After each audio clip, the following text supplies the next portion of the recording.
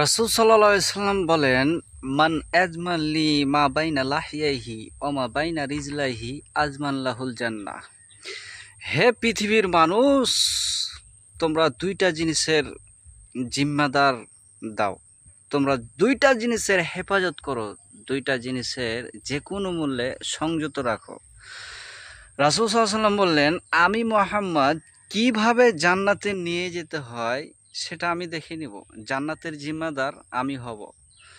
তো দুইটা জিনিসের মধ্যে নাম্বার এক, এই যে দুই ঠোঁটের মধ্যে যে বস্তু রয়েছে, জিহ্বা রয়েছে, এই জিহ্বার হেফাজত করো। অপরটি দ্বিতীয় নাম্বার হচ্ছে দুই পায়ের যে মধ্যখানে যে বস্তু রয়েছে লজ্জাস্থান, এই লজ্জাস্থানের হেফাজত করো। রাসূল সাল্লাল্লাহু আলাইহি ওয়াসাল্লাম বলেন, আমি মুহাম্মদ যেভাবে বিচারের মাঠে জান্নাতে নিয়ে যেতে হয় আমি জিম্মাদার নিলাম। সুবহানাল্লাহ।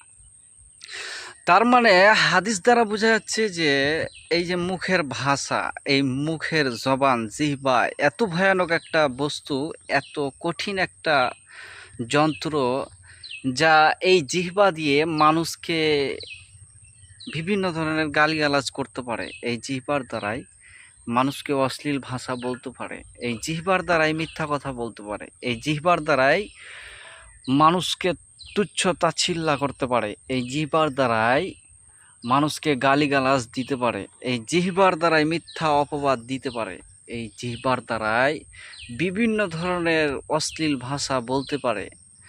আবার ফের এই জিহ্বার দ্বারা, এই জবানের দ্বারাই মানুষকে ভালো কথা বলতে পারে। আবার ফের এই জবানের দ্বারাই একটা মানুষ গুনার কাজ করছে, তো ওই মানুষটাকে বুঝিয়ে ভালো উপদেশ দিতে পারে। আবার এই জিহ্বার দ্বারাই মানুষকে খারাপ কাজ থেকে বিরত রাখতে পারে। আবার এই জিহ্বার দ্বারাই মানুষকে ভালো পথে নিয়ে আসতে পারে।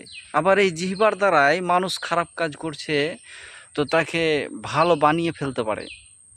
তো এই জিহ্বার দ্বারাই সব কিছু। তাই এই জিহ্বাকে ভেবে চিন্তা করে কথা বলতে হবে, আর যে কোনো মূল্যে কন্ট্রোল রাখতে হবে। অপরটি হচ্ছে লজ্জাস্থান, যা সত্য মিথ্যা প্রকাশ করে, যা লজ্জাস্থান হেফাজত করলে পৃথিবীর সবচাইতে সম্মানী হতে পারবেন। আর লজ্জাস্থান যদি হেফাজত না করেন তাহলে আপনি লাঞ্ছিত, অপদস্থ, অবহেলিত, বেইজ্জত হবেন। তাই অপরটি হচ্ছে লজ্জাস্থানের যে কোনো মূল্যে হেফাজত করতে হবে, আর জিহ্বার জবানের যে কোনো মূল্যে কন্ট্রোল রাখতে হবে।